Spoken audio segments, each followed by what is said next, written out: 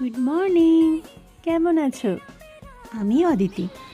ফার্স্টে বিছানাটা পরিষ্কার করে নিয়েছি, কারণ মা ওদিকে খাবার বানাচ্ছিল, তো তাড়াতাড়ি করে বিছানাটা পরিষ্কার করে নিয়ে আজকে আমি ওটস চিলা নিয়ে চলে এসেছি।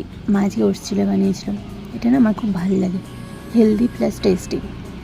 তো তারপরে আমি চুলে একটু অয়েলিং করে নেবো, দেন আমি কিছুক্ষণ চুলটাকে রোদে বসি কিছুক্ষণ, দেন লাইক ওয়াশ করে নিই।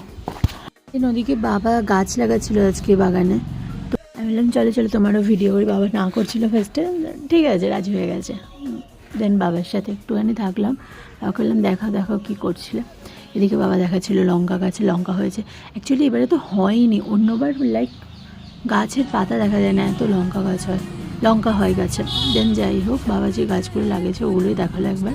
তারপর বোনের কাছে গেছিলাম, ও রোদে বসেছিল, ওর শরীরটা খারাপ, তো তারপরে দুজনে যাই হোক আমরা গিয়ে তাতে করে স্নান করে নিলাম। স্নান করে এসে ফ্রেশ হয়ে বসে গেছি, এখন একটু বেরোবো।